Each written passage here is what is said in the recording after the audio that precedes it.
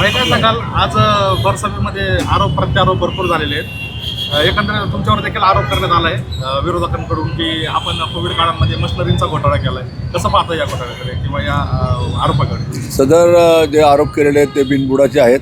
कारण तुम्हाला माहिती आहे की मी गेल्या 30 वर्षामध्ये आता एकही विरोधी पक्षसुद्धा माझ्यावर अशा प्रकारचे कुठलेच आरोप किंवा टीका करू शकला नाही, कारण मी असलं घाणेरडं कामच करत नाही. त्यामुळे हे बिनबुडाचा आरोप आहे. आणि उलट या महापालिकेमध्ये मग तुम्हाला माहिती असेल करोना काळातला भ्रष्टाचार असेल, कुत्र्यांची नसबंदी असेल आणि इतर गोष्टीचा जो भ्रष्टाचार असेल, त्या सर्व गोष्टीत मी ह्या महापालिकेमध्ये भ्रष्टाचाराच्या काढलेल्या आहेत. कोणाच्या बँकेत पैसे आले, कसे गेले, काय झाले आणि कसे पैसे, आणि शेवटी माझ्यामुळं मोठं पेमेंट पण अडकलं. आजसुद्धा जवळपास 3.5, 4, 5 कोटी रुपयाचं पेमेंट अडकले जेव्हा मी आवाज उठवला. जर अशा पद्धतीने माहिती, आता हे बिनबुडाचं कारण त्यांच्या पायाखालती वाळू ही सरकलेली आहे, त्यांना पराभव समोर दिसत आहे. त्यामुळं ह्या गोष्टी आहेत. त्यांच्यावर देखील आरोप आपल्या बाजूने करण्यात आले आहेत. हे आरोप आपल्याकडून बिनबुडाचे असणार आहेत का पुराव्यासहित आपण येणाऱ्या निवडणुकीत जाहीर करणार?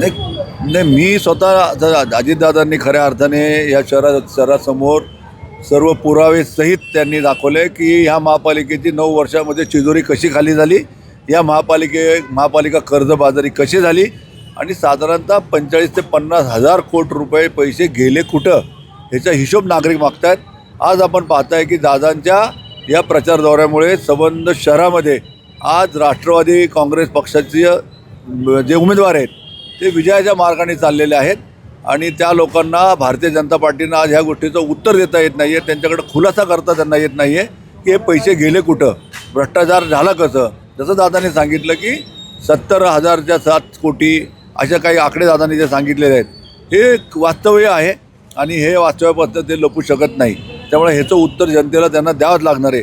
त्यांनी जे जाहीरनामा दिला होता 5 वर्षापूर्वी, आम्ही 24 तास पाणी देऊ, शहर स्वच्छ आणि सुंदर ठेवू, ट्रॅफिक व्यवस्थित ठेवू, महिलांसाठी शौचालय तयार करू, त्यातलं एकसुद्धा काम भारतीय जनता पार्टी ह्या 9 वर्षामध्ये, 5 वर्ष तर गेलीच गेली, पुढील प्रशासकीय राजवट म्हटली 4 वर्षाची, म्हणजे 9 वर्षामध्ये भारतीय जनता पार्टी एकही काम करू शकले नाही आहे. त्यामुळे त्यांच्याकडं द्यायला उत्तर नाही आहे. त्यामुळे राष्ट्रवादी काँग्रेस पक्षाचा विजय हा निश्चित आहे. गेल्या इलेक्शनमध्ये आपल्या बाजूने विरोधक म्हणून यशवंत भोसले यांनी भूमिका बजावली होती, परंतु आज ते भाजपच्या स्टेजवर भरपूर आरोप करत होते. त्या आरोपांकडे कसं पाहतात? त्यांना सवय आहे पहिल्यापासून माझ्यावर आरोप करायची आणि त्यांचे आरोप पण सर्व बिनबुडाचे असतात. कारण ते खालच्या लेवलला जाऊन प्रचार करतात. तशा टीका मी कधी त्यांच्यावर केलेल्या नाही आहेत. तर पहिली गोष्ट तर ते निवडणुकीला इथं येतात, नंतर 4-4.5 वर्ष गायब होतात. शेवटच्या 6 महिन्यामध्ये ते येतात आणि परत अशा प्रकारचा ड्रामा नेहमी करतात. वास्तविक पाहता ते एक चांगले युनियनचे लीडर आहेत. ते युनियन लीडरशिप चांगली करतात. जे चांगलं करतात ते तर मी कौतुक निश्चित करीन. त्यांनी अनेक कामगारांना न्याय मिळवून दिलेला आहे, अनेक कामगारांना त्यांनी पैसे त्यांना मिळवून दिलेले आहेत, रोजगार मिळवून दिलेला आहे. एक कामगार नेता म्हणून तो कधी पण चांगला आहे. म्हणून राजकारणामध्ये तर आमचा मित्र सरकून जातो आणि बिनबुडाचे आरोप करतो. त्यामुळे त्याच्या आरोपामध्ये काही तथ्य नाही आहे. कारण गेली 25 वर्ष त्यांनी घसा फाडून पाहिला आहे. 25 वर्ष माझ्यावर आरोप केलेत, 25 वर्ष माझ्या विरोधामध्ये लढला आहे आणि त्याला अपयश आलं आहे. आता माझा त्यांना मित्रत्वाचा सल्ला आहे की त्यांनी ते काम त्यांनी हाती घेतले, तेच काम त्यांनी करावं. माझी त्यांना शुभेच्छा आहेत. नगरवासियांना, संत तुकाराम नगरवासियांना आणि इतर सर्व नागरिकांना प्रभाग क्रमांक 20 मधील काय आवाहन करा? माझे प्रभाग क्रमांक 20 मधील संत तुकाराम नगर, कासरवाडी, नाणेकर चाळ, हिंदुस्तान अँटिबायोटिक्स, हाफकिन या तमाम नागरिक बंधू भगिनींना माझी हात जोडून विनंती आहे. 15 तारखेला, आधी 14 तारखेला संक्रांत आहे. संक्रांत दिवशी तिळगुळ घ्या, गोड बोला. हे संबंध शहरवासियांना मी विनम्रपणे सांगू इच्छितो की आपल्याला ही संक्रांत सुखाची, समृद्धीची, आरोग्यदायी, भरभराटी जाव.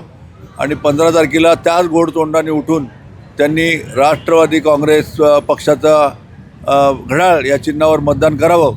तसंच प्रभाग क्रमांक 20मधील तमाम नागरिक बंधू भगिनींना माझी नम्र विनंती आहे की उद्या बाईक रॅली आम्ही ठेवलेली आहे. त्या बाईक रॅलीमध्ये आपण प्रचंड उत्साहपूर्ण प्रतिसाद द्यावा. आणि समारोपाची सभा ही अक्षय सोसायटीमध्ये शेवटची आम्ही साधारणतः दुपारी 2:30-3 वाजता ठेवलेली आहे. त्या समारोपाच्या सभेलासुद्धा आपण प्रचंड गर्दी करावी. यावी सर्व मंडळांना, सर्व भगिनींना, सर्व वडीलधारांना, सर्वांना माझी विनंती आहे की ह्या रॅलीमध्ये येऊन आपण खऱ्या अर्थाने आमच्या विजयाची नांदी लोकांसमोर आणावी. अशा प्रकारचं विनम्र आवाहन करतो. जय हिंद, जय महाराष्ट्र, जय राष्ट्रवादी.